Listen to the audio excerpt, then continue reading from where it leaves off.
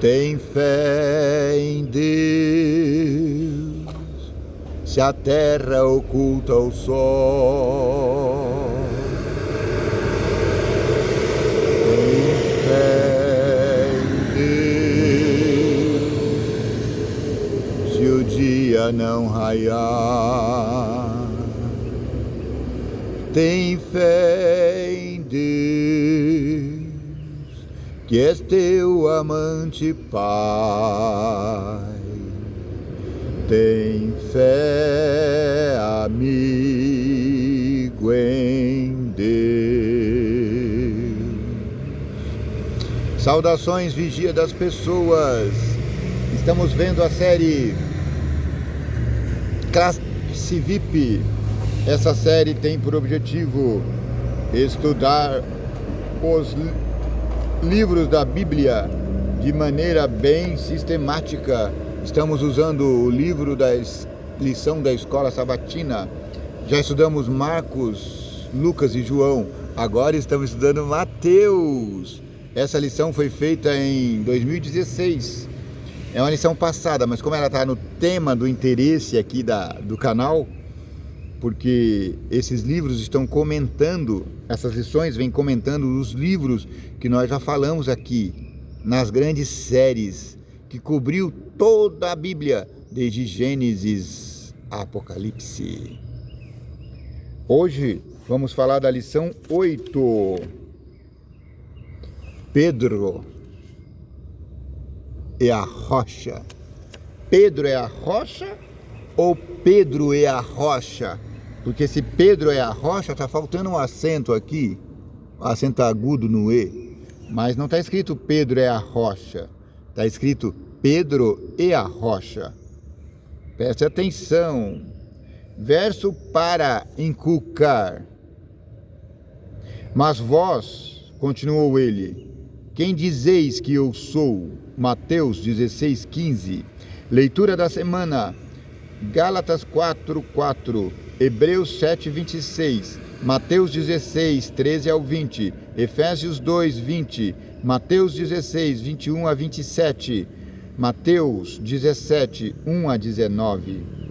Desde esse tempo, começou Jesus Cristo a mostrar aos seus discípulos que lhe era necessário seguir para Jerusalém e sofrer muitas coisas dos anciãos, dos principais sacerdotes e dos escribas, ser morto e ressuscitado no terceiro dia.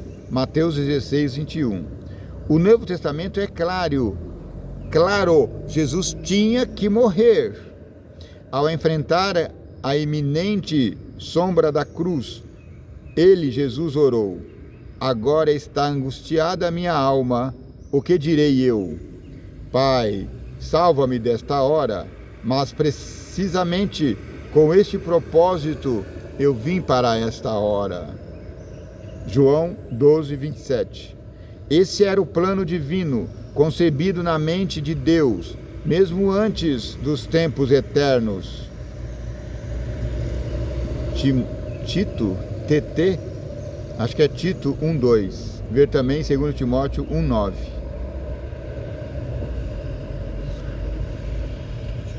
Foi por essa razão que Jesus não disse simplesmente que iria sofrer muitas coisas, ser morto e ressuscitado no terceiro dia. Ele disse que lhe era necessário enfrentar tudo isso, devido à natureza de Deus, à santidade da sua lei e devido à realidade do livre-arbítrio. Sua morte era a única maneira de salvar a humanidade da penalidade da transgressão. Embora o estudo dessa semana ensine um pouco mais sobre a história de Jesus, nosso foco será Pedro e sua resposta ao ministério de Jesus, enquanto ele marchava rumo a uma morte planejada antes dos tempos eternos. Quem é Pedro? Será que Pedro é a rocha sobre a qual a igreja de Deus está construída? Vamos ver. Tu és Cristo, Imagine como as coisas devem ter sido para Pedro, que havia estado com Jesus quase desde o início. O que deve ter passado por sua mente enquanto ele testemunhava um acontecimento incrível após outro: curas, expulsão de demônios, alimentação de multidões, surpreendentes ensinos, controle da natureza, ressurreição de mortos e até a experiência de andar com Jesus sobre a água. Que perguntas devem ter voltado à mente dia após dia, ao ver coisas que ninguém em toda a história humana jamais tinha visto. Talvez ele tivesse perguntas como esta: por que ele permitiu que João Batista tivesse um fim tão vergonhoso? Afinal de contas, Jesus era Deus em forma humana e como ser humano viveu e trabalhou pela humanidade. Gálatas 4:4, Hebreus 7:26, Isaías 9:6, Lucas 2:10 e 11. Assim, aqueles que estavam ao seu redor, que viviam com ele e que eram seus discípulos, tiveram muitas experiências singulares. Assim como os discípulos de João Batista disse: és tu o Messias ou vamos esperar outro? Leia Mateus 16, 13 a 17. Que pergunta fez Jesus aos discípulos? O que significa o fato de Pedro ter sido o único a responder? Por que a resposta dele é tão importante? Jesus perguntou quando a multidão, o ônibus passou aqui cumprimentando-me. Quando a multidão, decepcionada com Jesus, porque Jesus disse: vocês querem a mim porque vocês estão querendo ser alimentados de novo. Vocês estão procurando coisas materiais, vocês são ordinários, em outras palavras. E aí muitos abandonaram Jesus. E aí Jesus falou: e vocês? E aos discípulos: vão querer fugir também? Aí a resposta de Pedro foi muito interessante. A declaração de Pedro a respeito de Jesus ser o Cristo, o Filho do Deus vivo, verso 16, é um dos pontos altos da Bíblia. Pedro o chamou de Cristo. Cristo quer dizer o ungido. E com tal confissão, estava dizendo, corretamente como foi mais tarde demonstrado, que Jesus era o Messias, aquele que viria em cumprimento das promessas da aliança, feitas a Abraão e depois a Israel. Ver Gálatas 3,16. São 4 da manhã e começam os barulhos. Os ônibus estão chegando, trazendo pessoas e estão levando pessoas ao trabalho. Além disso, Pedro proclamou Jesus como Cristo na região de Cesareia de Filipe. Essa era uma região gentílica nos dias anteriores. Pedro havia observado Jesus se importar não só com os judeus, mas também com os gentios.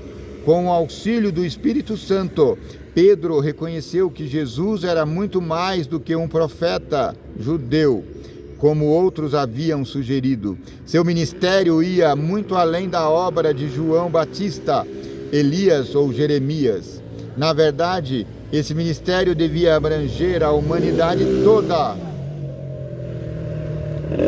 Portanto, Jesus se autodenominou Filho do Homem, o que mostra sua identificação pessoal com todos os seres humanos.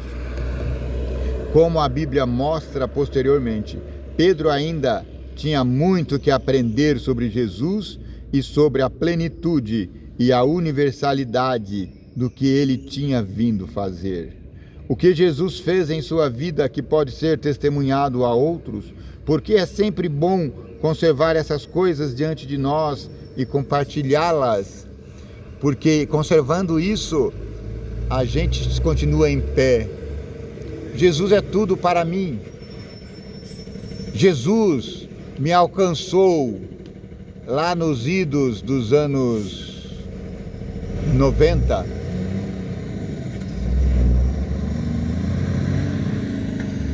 Jesus me alimentou. Jesus me consolou. Jesus me sustém hoje em dia. Louvado seja o grande Messias, Jesus Cristo. Ele que nos salva, Ele que nos leva para o céu. Sobre esta pedra, o que Jesus falou sobre a pedra? Lembre, a pedra é Cristo. Quando o povo caminhava no deserto, duas singularidades havia ali. Uma nuvem permanecia no acampamento, fazendo sombra para eles, porque eles precisavam, porque o sol do deserto era causticante. E à noite essa nuvem se transformava em luz intensa, quentinha, para aquecer o acampamento. Meus irmãos, Jesus era essa nuvem. A Bíblia diz, Jesus era essa tocha flamejante que dava proteção. Jesus nos protege de dia ainda hoje, como nuvem tranquilizadora. Jesus nos protege à noite ainda, como chama de fogo nos aquecendo. Segunda coisa, Jesus no deserto era a rocha que alimentava eles com água diariamente, durante todos os 40 anos. Acho que ele vai comentar alguma coisa aqui, eu só estou dando uma palhinha. Logo depois que Pedro fez a ousada confissão de fé em Jesus Cristo, como o Cristo, o Filho de Deus vivo, Jesus disse algo em resposta a ele. Leia Mateus 16, 17 ao 20, o que Jesus disse a Pedro e qual é o significado de suas palavras. A expressão, Jesus disse, tu és Pedro, e sobre esta pedra. A expressão sobre esta pedra tem sido motivo de controvérsia dentro da igreja cristã. Os católicos a interpretam como Pedro, argumentando que ele foi o primeiro Papa. Os protestantes, porém, rejeitam essa interpretação, e com boa razão. O peso bíblico das evidências é claramente em favor da ideia de que a pedra seja o próprio Cristo, e não Pedro, porque é a pedra Cristo que dá água. Quem é o Papa na fila do pão? Ainda que ele tivesse sido o primeiro Papa. Primeiro, em algumas ocasiões, Pedro se referiu a Jesus e não a si mesmo com a figura da pedra. Veja lá, Atos 4:8, 1 a 12, 1 Pedro 2, 4 a 8. Depois, ao longo de toda a Bíblia é encontrada a figura de Deus e de Cristo como uma rocha. Em contraste com isso, os seres humanos são retratados como fracos e indignos de confiança. Ele conhece a nossa estrutura e sabe que somos pó. Salmo 103, 14. Não confieis em príncipes, nem nos filhos dos homens, em quem não há salvação. Salmo 146, 3. Como João escreveu sobre Jesus, não precisava que ninguém lhes desse testemunho a respeito do homem, pois ele bem sabia o que havia no homem. João 2, 25. Ele sabia também o que havia em Pedro. Mateus 26, 34. Em contraste com a fraqueza humana, o que os textos seguintes nos dizem sobre quem, na verdade, é a pedra sobre a qual a igreja está edificada. Leia lá, 1 Coríntios 10, 4. Mateus 7:24, Mateus 7:25, Efésios 2:20. Como a igreja parecia fraca quando Cristo proferiu essas palavras.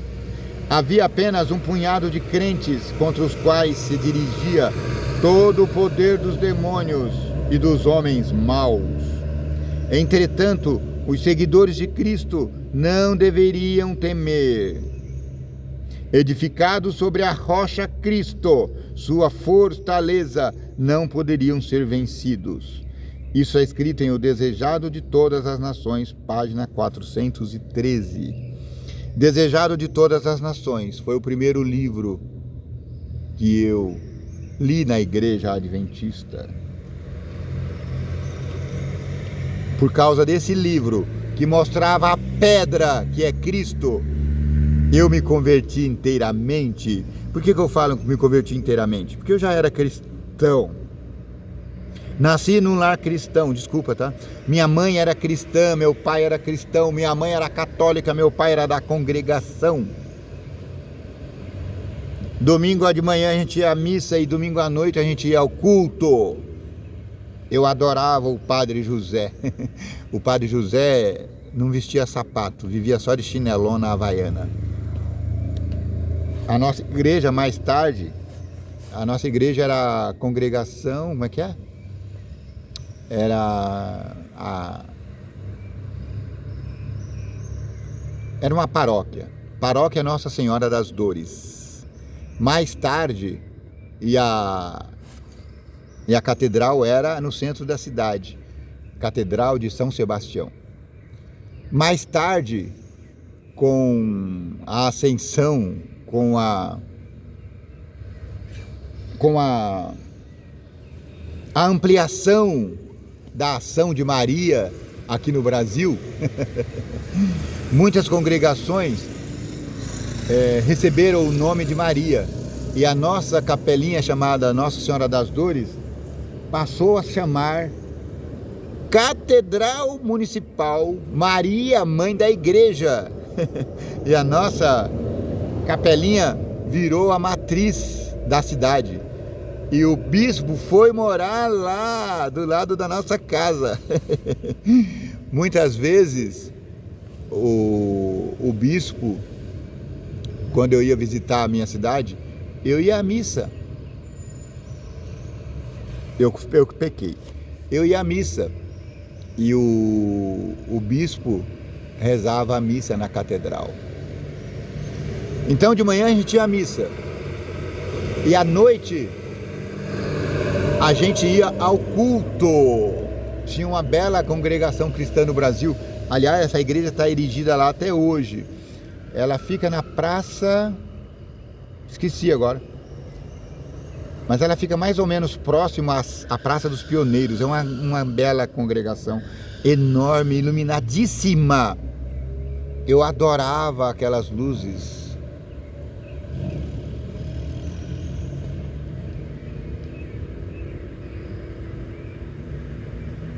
Como João escreveu sobre Jesus, não precisava que ninguém lhe desse testemunho a respeito do homem, pois ele bem sabia o que havia no coração do homem. Em contraste com a fraqueza humana, o que o texto seguintes nos dizem sobre quem, na verdade, é a pedra sobre a qual a igreja está edificada. Veja lá, nós já citamos as passagens.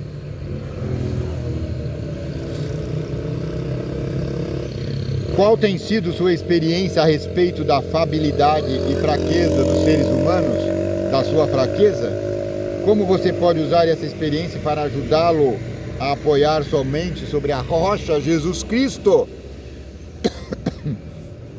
Nós somos fracos e a gente tem que estar sempre com Jesus, grudado na rocha, calcado na rocha, senão a gente cai. Por quê?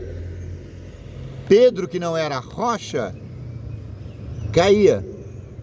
Olha como ele caiu. Pedro como Satanás. Leia Mateus 16, 21 a 23. Por que Jesus repentinamente foi tão duro com Pedro? Jesus falou assim para o grupo: eu vou morrer na cruz, importa que isso acontece. Pedro correu e falou: não, Senhor, o Senhor não vai morrer, esquece isso. Jesus viu na boca de Pedro Satanás falando, e ele falou: arreda para diante de mim, Satanás, adversário. O problema de Pedro não foi que ele estivesse tentando proteger Jesus. Ele estava tentando conduzir Jesus. Ó, a diferença! Não estava mais seguindo Jesus, estava dizendo a ele que o seguisse. Jesus disse: para trás de mim, Satanás. Verso 23. Porque, como o próprio inimigo no deserto, Pedro havia se tornado uma ameaça à missão de Jesus Cristo. Marcos 8,33 declara que durante essa conversa, Jesus se virou e olhou para seus discípulos. Ele tinha vindo para salvá-los. Não cairia na tentação de fazer outra coisa, e certamente isso não ocorreria por meio de um de seus próprios discípulos, não importando suas boas intenções.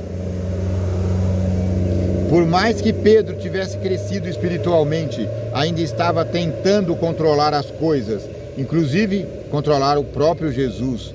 Nesse sentido, Pedro não era tão diferente de outro discípulo, como Judas, por exemplo, que tentava controlar Jesus e executar seus próprios planos a respeito daquilo que ele achava que o Messias devia ser.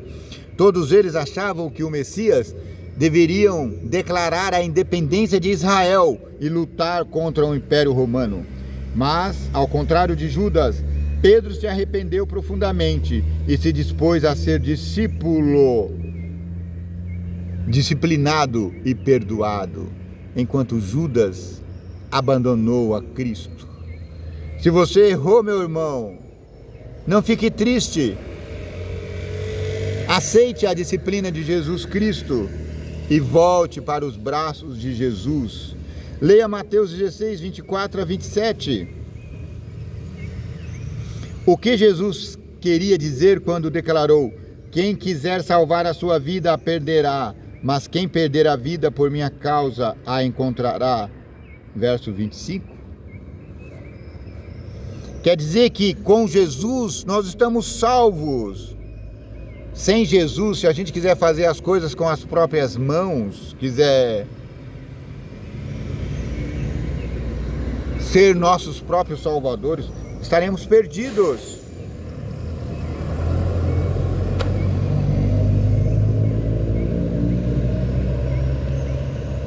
A cultura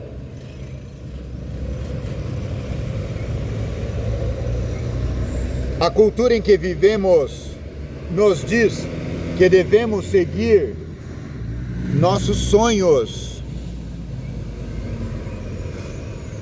Mas Jesus disse exatamente o oposto disso. Ele nos convida a renunciar os nossos sonhos e a entregar nossos sonhos ao Senhor do céu. Pedro e os discípulos estavam gradualmente aprendendo o que é a verdadeira fé, que não deve ser simplesmente uma experiência emocionante de ir em busca do que mais se deseja. Você pode lutar pelos seus sonhos, mas nunca esqueça, não há sonho maior do que o sonho que Deus sonhou para você.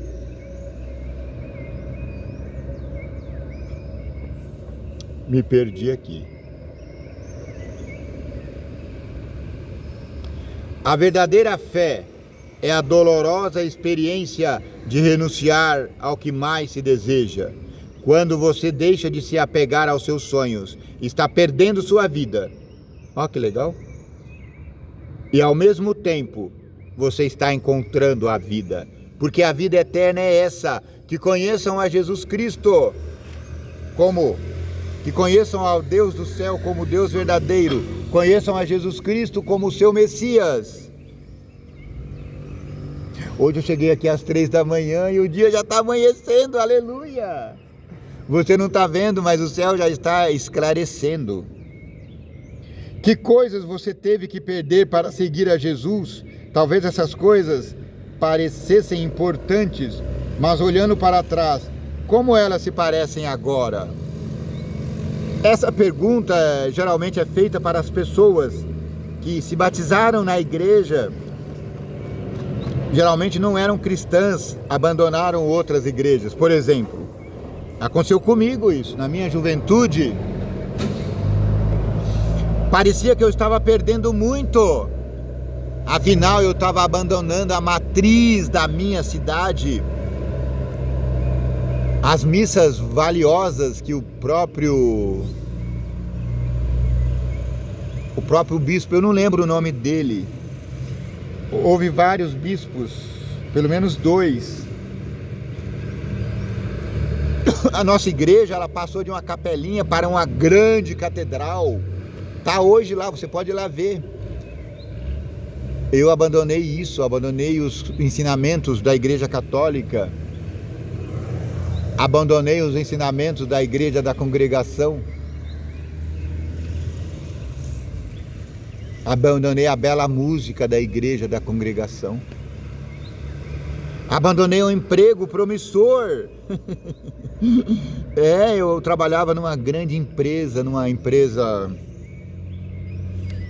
na maior empresa de ônibus do Paraná. Vou parar de falar, senão você vai saber quem eu sou. Parecia que eu estava em maus lençóis, desempregado, com dificuldades na família. Já estava órfão, minha mãe já tinha falecido fazia alguns anos. A família me chamando de vagabundo, porque eu tinha 2 problemas. Primeiro, que eu renunciei ao emprego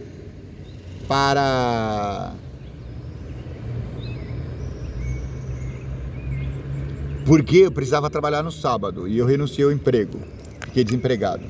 Segundo, anos atrás, em 1986, no Réveillon de 1986.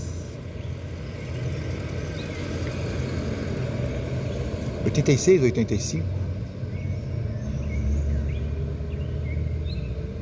Acho que foi um ano antes da minha mãe falecer. Eu trabalhava de servente de pedreiro. Sabe o que é servente de pedreiro? Aquele cara que serve a massa ao pedreiro enquanto ele está rebocando a parede, assentando o tijolo.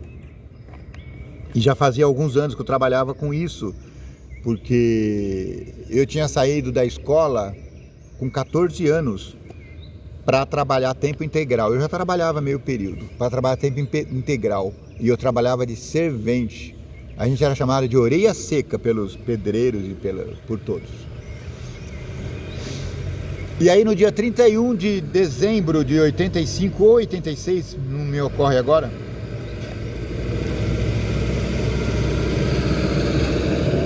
eu estava virando concreto, batendo massa. E aí eu via as pessoas, já eram as 4, 5 horas da tarde, eu via as pessoas passando todas enfeitadas pela rua, sabe, bem vestidas, iam pro Réveillon. Tinha um clube, sei lá para onde eles iam. E eu comecei a olhar aquilo e falei: Senhor, poxa, Senhor Deus, eu sou filho seu também. Por que eu estou aqui trabalhando no último dia do ano e está todo mundo festejando? Aí me deu assim uns 5 minutos. E eu fiz uma promessa para Deus, para mim mesmo. Eu falei: eu juro por Deus. Parecia o juramento da Scarlett, que ela fez lá quando ficou pobre. Só que eu não falei eu não falei o que ela disse. Porque ela falou que nem que eu tenha que matar, roubar. matar, roubar, trair. Nunca sentirei fome novamente. Olha, o dia tá ficando lindo, gente. Tá ficando azulzinho. O sol tá nascendo, a lua tá bem alta. Tá lindo demais, que alegria, Senhor. Obrigado, porque o Senhor está me dando esse privilégio. Eu tinha esquecido como é que era ver o dia amanhecer. Eu trabalhei de vigilante muito tempo e eu cansei de ver o dia amanhecer. Mas a minha promessa não foi tão radical, porque eu não falei nem que eu tenha que roubar, matar ou trair. Não. Eu falei, Senhor, por Deus eu juro, eu nunca mais vou trabalhar de orelha seca. Com todo respeito aos serventes, eu acho que é uma profissão bem honrosa. Aliás, hoje eu trabalharia de servente numa boa, sabe? Hoje eu trabalharia com todas as profissões que eu já trabalhei. Eu já trabalhei de servente de pedreiro, eu já trabalhei de auxiliar de limpeza, eu já trabalhei de padeiro, auxiliar de restaurante, eu já trabalhei de vigilante, já falei, eu já trabalhei de boia fria. Não sabe o que é boia fria? Boia fria é a comida. A gente levava a comida para comer na roça. Boia fria é aquele trabalhador da roça que mora na cidade. Então ele fazia o pratinho e levava, e aí comia fria lá no serviço. Por isso o apelido boia fria. Já fui boia fria, já fui apontador de obras. Então eu trabalharia nessas profissões que eu já fiz numa boa, sem problema nenhum. Força ainda eu tenho, um pouquinho, mas tenho. Mas aí eu fiz essa promessa para mim mesmo, que nunca mais trabalharia na enxada. Uau, eu tava revoltado, eu era o Scarleto. E aí, por causa dessa promessa que eu fiz, eu me recusava a trabalhar de servente de pedreiro, que era o que tinha na cidade, né? Serviços braçais. E aí meus irmãos, meus amigos, meus vizinhos me chamavam de vagabundo.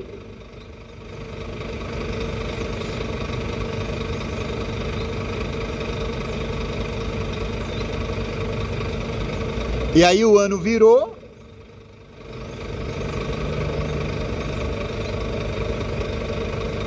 E eu não quis trabalhar. Mas Deus, agora eu vou contar um testemunho, tá? Deus é tão bom que Ele nos honra, mesmo na nossa estultícia. Porque eu não tinha nada que fazer essa promessa, mas eu fiz. E eu sou assim, ó, quando eu faço a promessa, eu cumpro. E aí não quis trabalhar mais, eu ia ficar o ano inteiro sem trabalhar. Mas graças a Deus, Deus entrou com providência. Eu tenho meu irmão mais velho, o Preto. Ele trabalhava numa grande construção. E aí quando ele soube que eu não queria mais trabalhar de orelha seca, ele falou, estão contratando apontador lá no meu serviço. Você não quer ir? Na hora eu fui na empresa. Tá ouvindo esse barulho? É que parou um caminhão aqui, ó. E depois tem um ônibus também parado aqui, ó, tá vendo? Eles estão... Mas, gente, olha a beleza do dia. Olha lá, já dá pra ver a lua lá, ó. Tá vendo? A lua tá aqui, ó. Ó, na ponta do meu dedo. Quando eu te mostrei a primeira vez, ela tava aqui, ó, no topo da minha cabeça, no chapéu, aqui no topo desse prédio. Já passou vários minutos, quase 2 horas. Olha o dia tá bonito, maravilhoso. Tá muito bom demais. Então, e aí meu irmão, graças a ele, meu irmão era como se fosse nosso pai. Apesar de nosso pai estar vivo, desculpa, eu quase caí aqui, você viu, né? Apesar de meu pai estar vivo ainda, ele, na época ele já era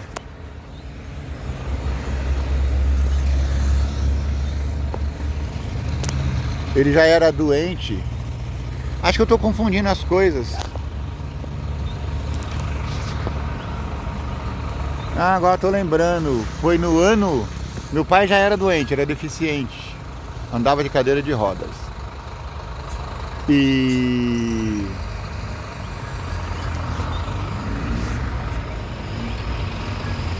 minha mãe, agora eu tô lembrando, gente, foi em 80... Foi em 1986, o ano mais triste da minha vida. Foi o ano que a minha mãe faleceu.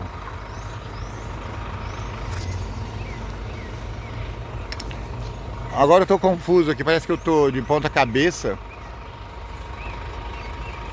Não sei, acho que eu vou encerrar o vídeo.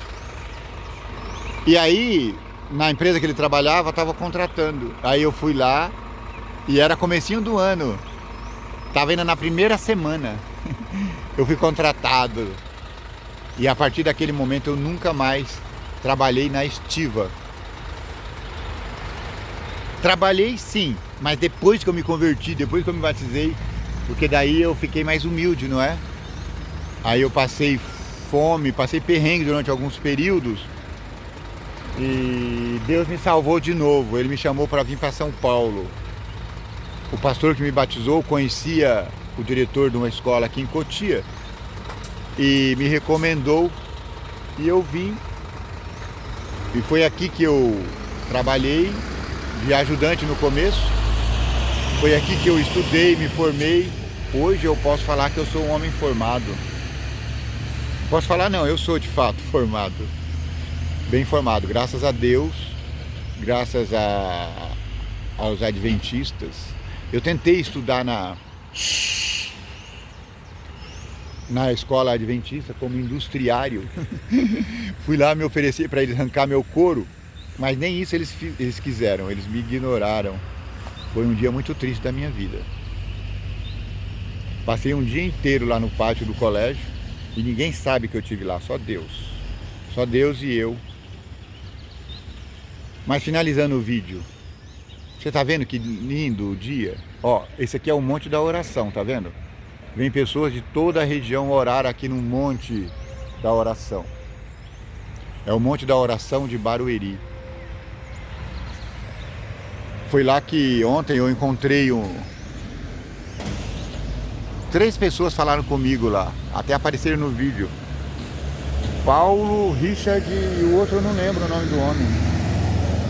Mas era um empresário, um grande empresário aqui da região. Ele falou que era, eu não conheço ele. Mas saudações a vocês que estão aqui ligados. Inscrevam-se no canal. Creiam em Deus, creem também em mim. Em mim não, em mim Jesus Cristo. Pois, se assim não fosse, eu não teria dito para vocês. Eu vou para o céu, mas eu vou preparar moradas para vocês. E vocês estarão comigo eternamente. Amém. Que o vigia das pessoas te abençoe e te guarde. Que o vigia das pessoas tenha misericórdia de ti. Que o vigia das pessoas faça resplandecer o teu rosto sobre ti. Que o vigia das pessoas te dê paz, muita paz.